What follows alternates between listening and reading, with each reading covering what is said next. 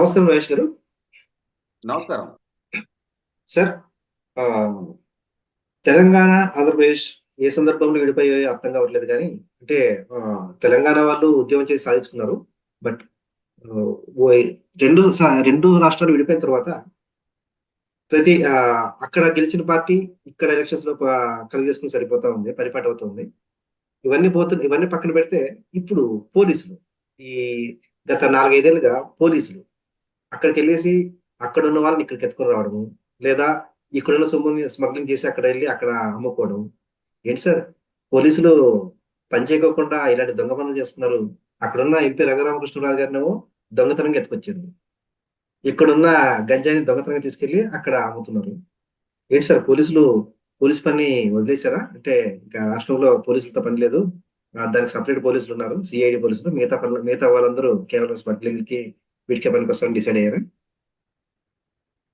మీరు ఎప్పుడో జరిగిన రఘురామకృష్ణరాజు గారి సంఘటనని ఉదహరిస్తున్నారు. కానీ 3 రోజుల క్రితమే హైదరాబాద్‌లో కర్నూలు డీఐజీ కార్యాలయంలో పనిచేస్తున్న సబ్ ఇన్స్‌పెక్టర్ సృజన్ అనే అతను నేతృత్వంలో సీఐడీ అధికారులము అని చెప్పని నకిలీ సీఐడీ అధికారులు ఇక్కడ ఒక కార్పొరేట్ కంపెనీ సీఈఓని కిడ్నాప్ చేసి డబ్బు డిమాండ్ చేయడం జరిగింది. కాబట్టి రఘురామకృష్ణరాజు గారిది చాలా సంవత్సరాల క్రితం జరిగిన సంఘటన.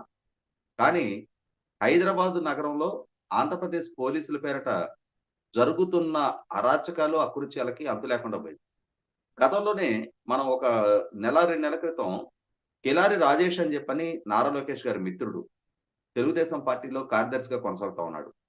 అతన్ని వెంటాడి బెదిరిస్తున్న కొంతమంది వ్యక్తుల్ని తెలంగాణ పోలీసులు అదుపులోకి తీసుకుంటే, వాళ్ళు ఆంధ్రప్రదేశ్ పోలీసు విభాగానికి సంబంధించిన కానిస్టేబుల్స్ అని చెప్పని తెలియడం జరిగింది. అంటే పైగా వాళ్ళు కౌంటర్ ఇంటెలిజెన్స్‌కి సంబంధించిన కానిస్టేబుల్స్.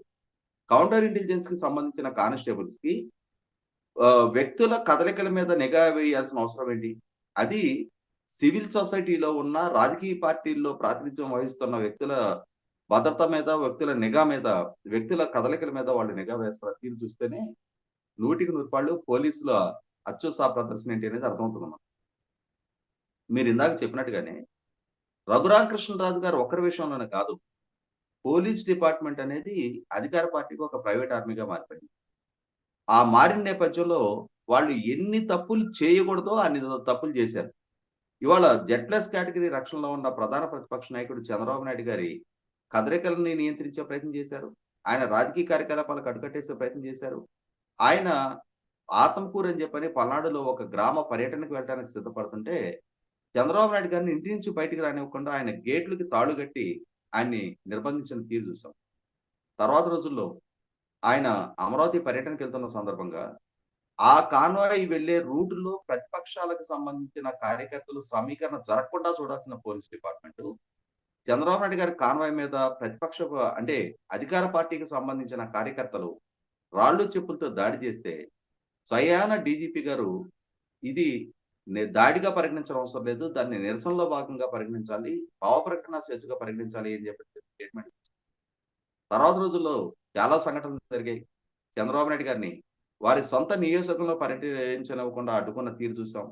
అదే సందర్భంలో ఆయన ప్రోగ్రాముల్లో, ఆయన ర్యాలీల్లో అధికార పార్టీకి సంబంధించిన శ్రేణులు చొరబడి అక్కడ అల్లర్లు, హింస సృష్టిస్తుంటే వాళ్ళని కట్టడి చేయాల్సిన పోలీసులు తెలుగుదేశం పార్టీ శ్రేణుల మీద లాఠీ చార్జీ చేసిన తీరు చూసాం. నారా లోకేష్ యువగళం పేరిట పాదయాత్ర సంకల్పించుకుంటే, ఆ పాదయాత్రకు సృష్టించిన ప్రతిబంధకాలు చూసాం. ఆ పాదయాత్ర కొనసాగించనివ్వకుండా ఉండటం కోసం పోలీసులు చేసిన ప్రయాస చూసాం. ప్రహసనం చూసాం. ఇటువంటి నేపథ్యంలో ఆంధ్రప్రదేశ్ రాష్ట్రంలో పోలీస్ డిపార్ట్‌మెంట్ వైఖరి చాలా ప్రశ్నార్థకంగా ఉంది. ఈ సందర్భంలోనే ఇవాళ ఒక హత్య కేసు అక్యూజ్డ్‌గా ఉన్న ఎమ్మెల్సీ అనంతబాబు తన సొంత డ్రైవర్‌ని చంపి ఆ కుటుంబానికి డోర్ డెలివరీ చేసి పోలీసులకి స్వయాన నేనే హత్య చేశాను అని చెప్పని కన్ఫెస్ అయిన అనంతబాబు అతని గురించి అతను పోలీసులకు సరెండర్ అయిన నేపథ్యంలో ఎస్పీ గారు ప్రెస్ మీట్ పెట్టి అతను ఒక హత్య కేసు అక్యూజ్డ్ అనే అంశాన్ని కూడా విస్మరించి ఎమ్మెల్సీ గారు అని చెప్పని సంబోధించిన తీరు చూసిన అదే సందర్భంలో అమరావతి రైతుల మీద చేసిన బలప్రయోగం, వాళ్ళ రైతులు చేస్తున్న పాదయాత్రను అడ్డుకోవడానికి పోలీసులు చూపించిన అత్యుత్సాహ ప్రదర్శన, ప్రభుత్వానికి వ్యతిరేకంగా సోషల్ మీడియాలో పోస్టులు పెట్టిన ఏకైక పాపానికి 73 సంవత్సరాల సీనియర్ జర్నలిస్ట్ అంకబాబు గారిని బట్టలు కూడా మార్చుకోనివ్వకుండా, ఆయన అనారోగ్యానికి సంబంధించిన టాబ్లెట్లు కూడా క్యారీ చేయనివ్వకుండా ఆయన అరెస్ట్ చేసిన తీరు చూసాం. ఇట్లా పరంపరగా చెప్పుకుంటూ వెళ్తే కొన్ని వందల సంఘటనల గురించి ఉదాహరించవచ్చు. ఆంధ్రప్రదేశ్ రాష్ట్రంలో పోలీసింగ్ ఎలా ఉంది అని. ఇటువంటి నేపథ్యంలోనే మరొక కొత్త అంశం.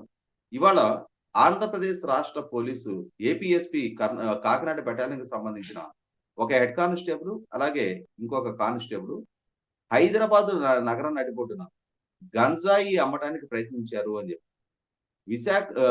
విశాఖ ఏజెన్సీ ప్రాంతం నుంచి గంజాయి కొని తరలించి ఇక్కడ అధిక లాభానికి వాళ్ళు అమ్మే ప్రయత్నం చేస్తున్నారు అని చెప్పిన వార్త బయటకొచ్చిన తర్వాత ఒక రకంగా రాష్ట్రం నిశ్చేష్లైంది. ఎందుకనంటే పోలీస్ డిపార్ట్మెంట్‌లో వీటిని అరికట్టాల్సిన ఉద్యోగాల్లో, విధుల్లో ఉన్న పోలీస్ సిబ్బంది ఇవాళ వాళ్ళే స్వయంగా గంజాయి లాంటి మత్తు పదార్థాన్ని, మాదక ద్రవ్యాన్ని విక్రయించడానికి సిద్ధపడుతున్నారు అనంటే 100% చట్ట ఉల్లంఘనకి పాల్పడేంతటి ధైర్య సాహసాలు వాళ్ళు ఎందుకు ప్రదర్శించగలుగుతున్నారు?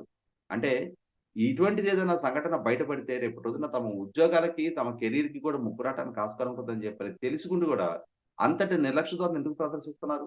ఒకే ఒక కారణం. మాకు ఈ ప్రభుత్వ హయాంలో మేము ఏం తప్పులు చేసినా మమ్మల్ని కాపాడటానికి అధికార పార్టీ నాయకులున్నారు.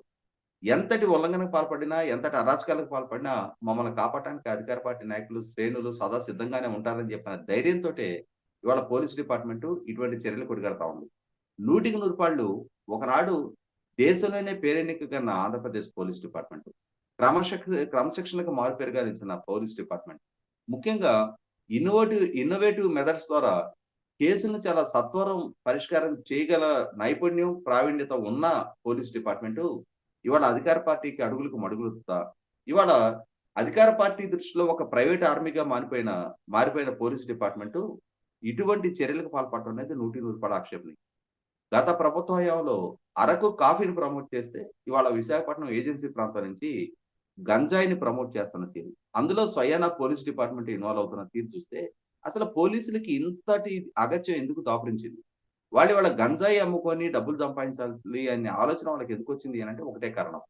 ఈ గంజాయి ఎగుమతుల ద్వారా రాష్ట్రంలో చాలా మంది అధికార పార్టీలో క్రియాశీలకంగా ఉన్న నాయకులు చాలా షార్ట్ టర్మ్‌లో నయారిచులుగా తయారైన వాతావరణం చూసిన తర్వాత, ఖచ్చితంగా మేము కూడా ఇదే విధమైన ధనవంతులు అవ్వాలి అనే ఒక లక్ష్యంతోటి పోలీస్ డిపార్ట్‌మెంట్ కూడా ఈ తప్పటడుగులేస్తా ఉంది.